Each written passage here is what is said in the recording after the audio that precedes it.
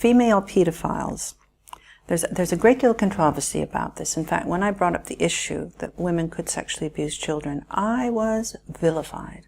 I was cast out of the sisterhood. I was no longer a good feminist because sexual abuse had to be under the guise of male power.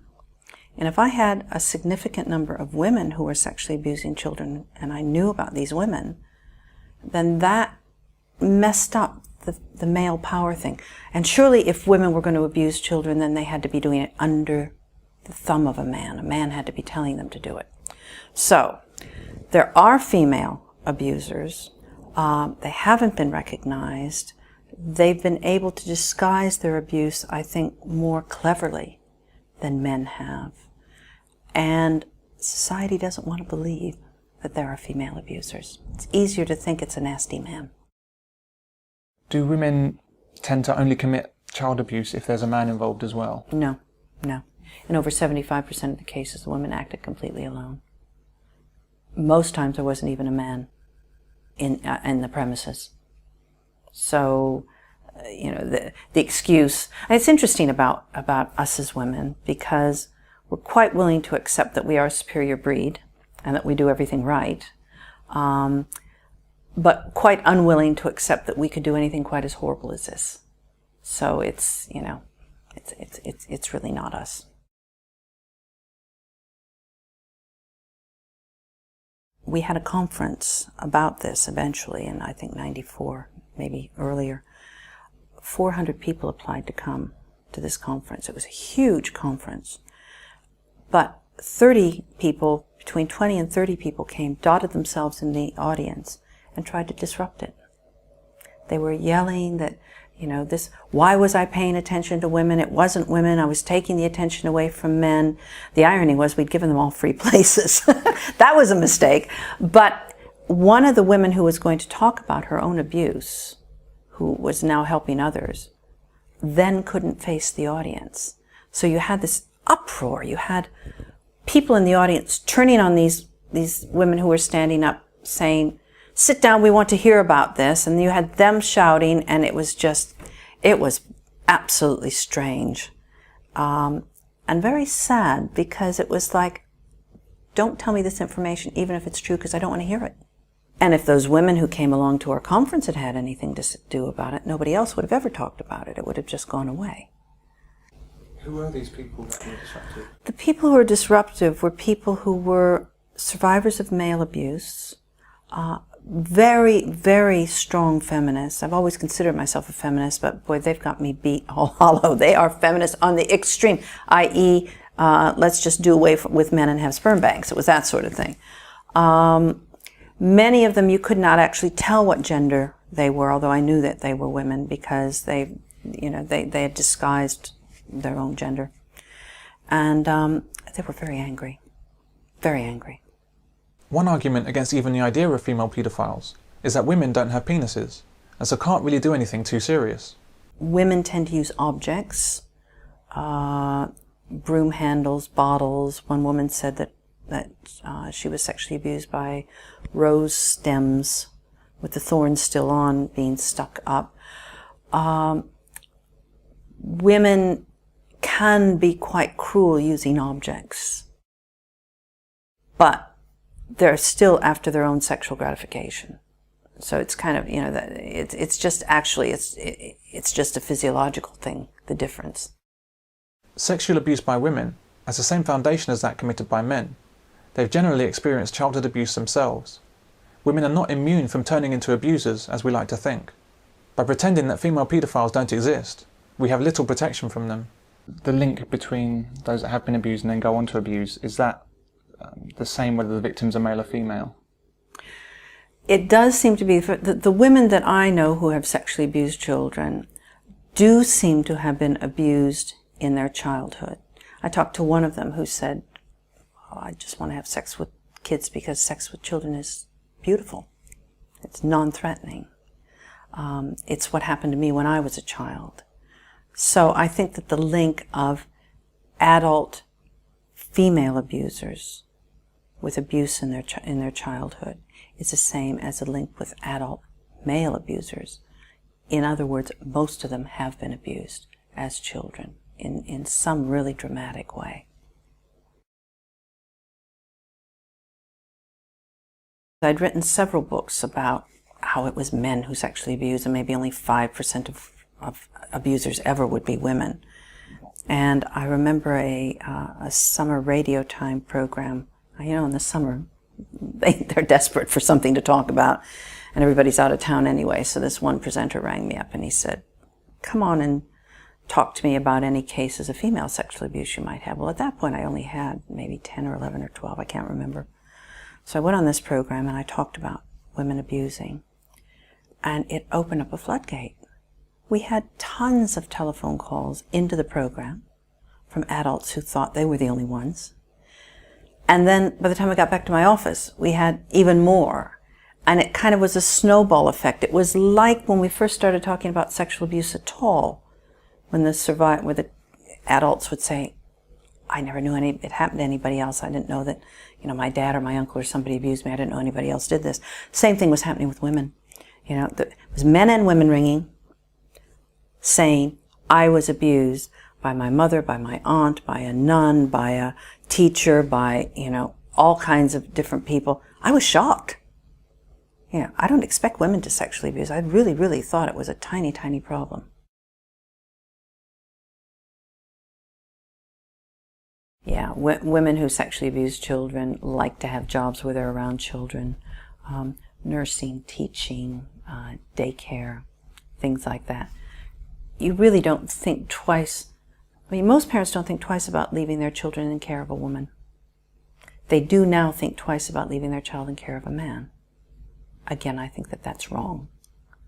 But there you are. That's what's happening. So they will find jobs where they can get in contact. It's like an alcoholic in a bar.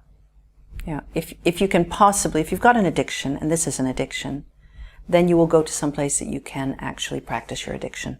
And any place around kids is a good place.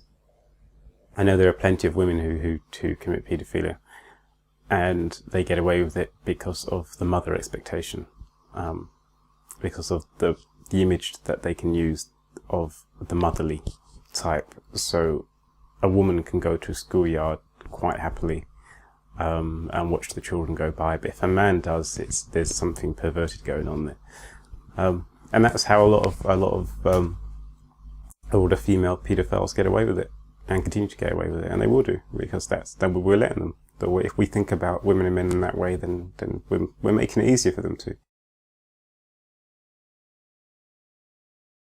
The vast majority of the people who have contacted me have told me that it was their mother who sexually abused them. Now, I wouldn't like to say that that's what's happening necessarily with child sexual abuse everywhere by women. But the mother can disguise what she's doing, putting cream on the child, bathing the child, holding the child in bed. Society thinks, "Ooh, that's okay, because it's a mommy." Maybe it's a bit suspect because it's a dad, which I think is very sad, but that's how it goes. Women who sexually abuse kids, if you look in the media, have affairs with them. They seduce them. The victims, if they're boys, are always described as older than their age. They look bigger. The woman who ran off, I've forgotten her name, she ran off about 2 years ago to Florida with a 14-year-old boy. She was his teacher, I think she was 30-something. This was described as an affair. And my comment was, if that had been a 31-year-old man who'd run off with a 13 or 14-year-old girl, would we have described it as an affair? No, I don't think so. We excuse women. We don't want to believe it. And as Jermaine Greer said to me on a television program, well, if it is a woman having sex with a young teenage boy, i.e. a 13 or 14-year-old, and he gets an erection, then clearly it's his responsibility. And I'm going, excuse me? This is not logical. So it seems that the boy, if it's a boy, the boy is blamed in any event. If it's a girl, then it's kind of, she must be a lesbian. It must be something like that. It must be a lesbian affair. No correlation between a boy having an erection and wanting sex, just as there's no correlation with a girl having an orgasm and having sex with an abuser. Children's bodies respond to sexual stimuli. Their minds, their development, their beings are not ready for it. What people do forget is that sexual abuse can feel good if it's not violent and nasty. I mean, you see my kids, when they were tiny, when they were like 7, 8, 9 months old, you go in and you find them with their hands inside their nappies asleep at night. The same with girls. So there's a sexuality that children have. But when that is hothoused, when it's forced, when the development is at the behest of the abuser and not at the natural developmental level of the child, then that's abuse. When you talk to these boys who have these affairs, and I put that in quotes because it's abuse, with older women, at the time of the affair, they're usually confused. They've usually been told having sex is a good thing. And other people would say, oh, you lucky boy. You know, oh, you've had sex with an older woman. Boy, I wish I was that. When you talk to them 10 years later, and they look back on it, one man said to me, in fact, he's in the book, I did a program with him, and he said, I should have been out kicking footballs with my friends. I should have been dating girls. I should have been concentrating on my schoolwork. He said, and all I could think about was the next time I was going to have sex with my teacher. Most child abuse is committed by single or unmarried women. A child's health prospects dramatically deteriorate when there's no father in the household. What I have found is that the vast majority were women alone. If they did have partners or husbands, the partners were either away a lot or were quite weak. According to the people who contacted me, it would quite often just be them and the mother in the home. And for the little boys, when they were little boys, they were almost used as if they were the husband. And the little girls were abused as well. So, in families where there is one parent, usually the mother, and a whole series of men coming in and out of the family, there are, lovers and uncles and all sorts of people coming in and out, that in that kind of a chaotic, call it a chaotic family home, that sexual abuse is 40% more likely to happen. Now that's from a man called David Finkelhor, who's done long-term study on sexual abuse. That doesn't mean necessarily that any of those men coming into the house are the abusers. What it seems to indicate is that the child is not safe and secure and could be open to, being seduced and abused by other people.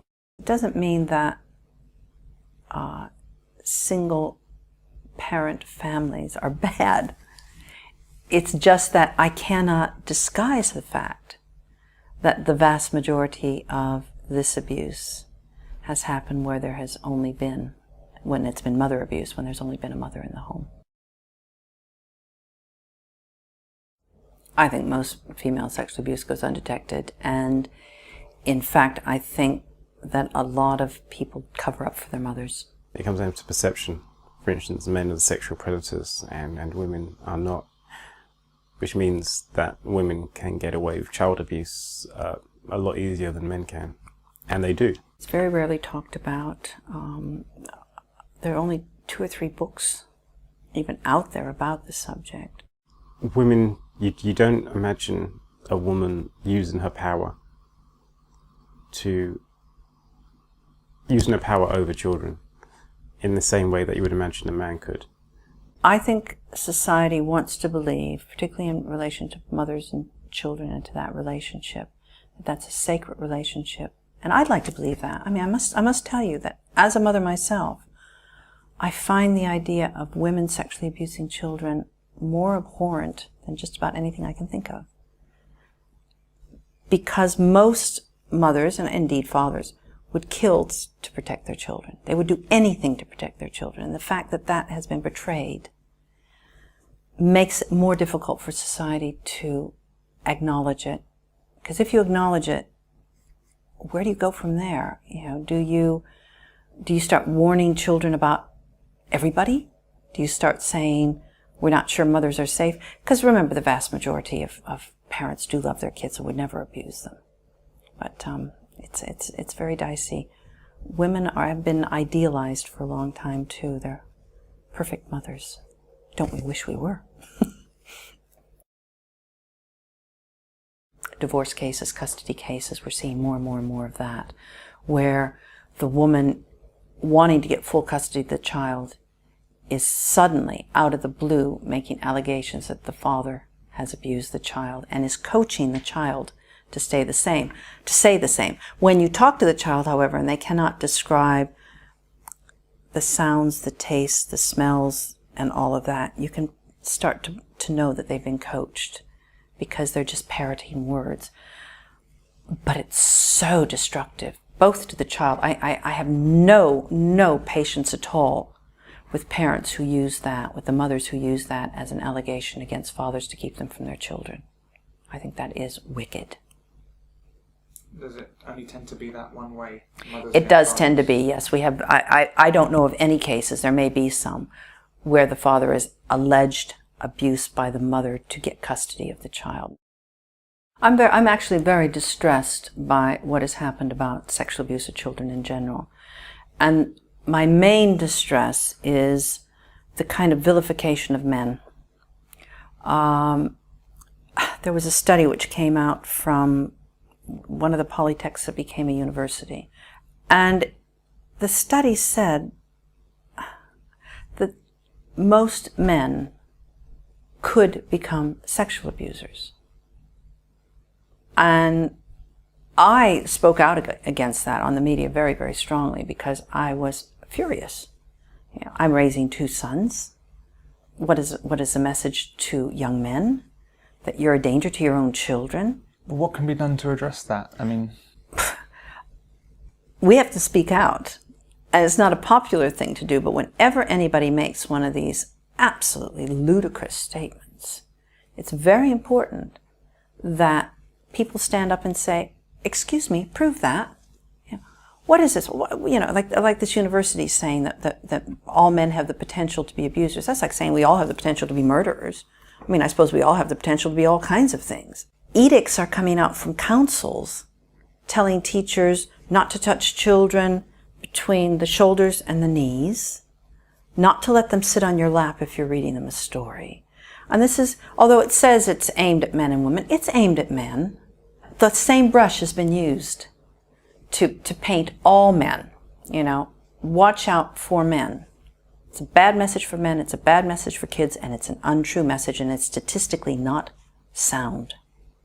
British Airways will not allow an unaccompanied child to sit next to an adult male passenger. And I was just wondering, from the perspective of your role here at Kidscape, do you have an opinion on that? I think that is pathetic. Really pathetic. That is buying into the culture that all men are potential abusers. I think that is such an insult. I bet if that were taken to the European Court of Human Rights, that would be thrown out immediately. What are they thinking? That, they've got a pedophile on every flight and he might want to sexually abuse a child?